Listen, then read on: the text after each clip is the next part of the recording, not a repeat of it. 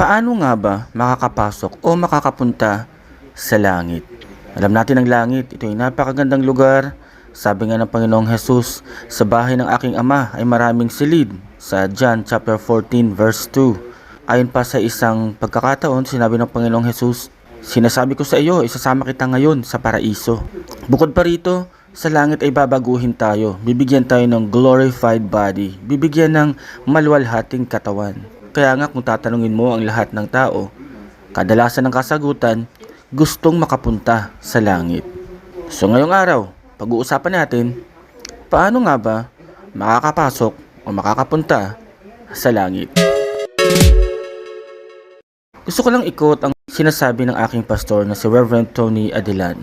Sabi niya, merong mga tao na gustong pumunta sa langit, subalit ang ginagawa ay papuntang impyerno. Gustong makapunta ng langit pero ayaw magsimba. Gustong makapunta ng langit subalit ayaw tanggapin si Jesus. Nakikita niyo yung irony? Gustong makapunta na ng langit pero ang mga ginagawa ay hindi makalangit. Paano nga ba makakapasok o makakapunta sa langit? Ang kasagutan sa ating tanong ay matatagpuan sa John chapter 14 verse 6 o Juan 14:6. Sumagot si Jesus, ako ang daan, ang katotohanan at ang buhay. Walang makakapunta sa Ama kundi sa pamamagitan ko. Sa silong ng langit, sa lupa, sa buong mundo, walang ibang pangalan na ibinigay upang maligtas ang mga tao, upang ang mga tao ay makapunta sa langit. Ang pangalang Hesukristo lamang. Yan ang bold na claim ng Panginoong Jesus. Sa dinami-dami ng mga propeta na nagdaan, sa dinami-dami ng mga tagapagturo na nagdaan, sa dinami-dami ng mga Diyos na sinasamba sa buong mundo, ang claim ng Panginoong Jesus, siya lamang ang tanging daan papuntang langit. So gusto mo makapunta ng langit? Dumiretso ka sa susi. Sino ang susi?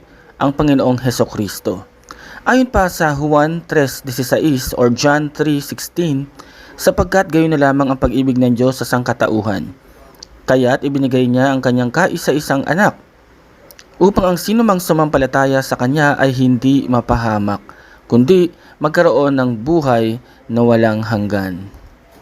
Gayon na lamang ang pag-ibig ng Diyos sa buong mundo, sa sanlibutan. Kahit hindi tayo kaibig-ibig, kahit hindi tayo kanais-nais, kahit lumalayo tayo sa Panginoon, ginagawa natin ang gusto natin gawin, ang free will ay ginagamit natin para paluguran ang ating sarili, hindi paluguran ang Diyos. Pero ang sabi sa John 3:16, gayon na lamang ang pag-ibig o pagsinta ng Diyos sa atin. Anong ginawa niya? Bilang isang nagmamahal, siya ang unang nagbigay. Ang ibinigay niya ay ang kanyang kaisa-isang anak. Kaisa-isang anak, walang ibang anak, ang Panginoong Jesus. Bumaba sa lupa at naging tao. Para ano? Upang ang sinumang sumampalataya sa kanya ay hindi mapahamak. Hindi mapahamak sa apoy ng impyerno, kundi magkaroon ng buhay na walang hanggan. Eternal life sa langit. Spent with God. Yan ang pangako ng Panginoon sa atin. At kapag nangyari yan, matutupad ang sinasabi sa Revelation chapter 7 verse 9 to 10 or Pahayag 7:9 hanggang 10. Pagkatapos nito ay nakita ko ang napakaraming tao na di kayang bilangin ninuman. Sila ay mula sa bawat bansa, lahi, bayan at wika.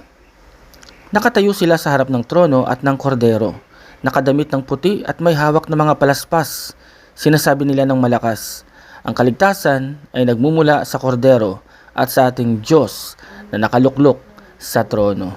Pagdating ng panahon, sa langit may ipon lahat ng mga mananampalataya. Galing sa lahat ng tribo, galing sa lahat ng lahi, galing sa lahat ng bansa, ay magkakatipon upang sambahin ang Diyos, upang sambahin ang kordero. Excited ka ba na makapunta sa langit? Kung ikaw ay mananampalataya na ng Panginoon, magpatuloy ka lang sa paglilingkod sa Kanya at sa pananampalataya. Hindi na ito ang panahon ng pagtalikod, hindi na ito ang panahon ng pag-backslide. Ito ang panahon ng pananagumpay sa Panginoon. Kung ikaw naman ay hindi pa sumasampalataya sa Panginoong Jesus, hindi mo pa tinatanggap ang Panginoong Jesus bilang iyong Panginoon at tagapagligtas, inaanyayahan kita na manalangin sa iyong silid o sa iyong kwarto. Manalangin ka ng pagtanggap sa Panginoong Hesus. Sabihin mo sa panalangin mo, Panginoong Hesus, tinatanggap kita bilang aking Panginoon. Nananampalataya ako na ikaw ang anak ng Diyos. At pagkatapos nito, magsumikap ka na lumago sa pananampalataya. Humanap ka ng mga grupo na Bible-based at Christ-centered. Mga iglesia or mga churches nang ipinapangaral ay mula sa Biblia at ang kanilang itinataas ay si Kristo. Ako personally, aking inirekomenda ang Assemblies of God churches sapagkat ako mismo ay lumago sa isang iglesia ng Assemblies of God. Matatagpuan ang Assemblies of God sa iba't ibang lugar, hindi lamang sa Pilipinas kundi sa iba't ibang bansa rin. Thank you for watching. Kung na-enjoy mo ang aking video, please subscribe or follow my social media accounts para hindi mo mamiss ang aking mga upcoming videos and contents. Thank you for watching and God bless you all. Laging tatandaan, ikaw ay isang winner.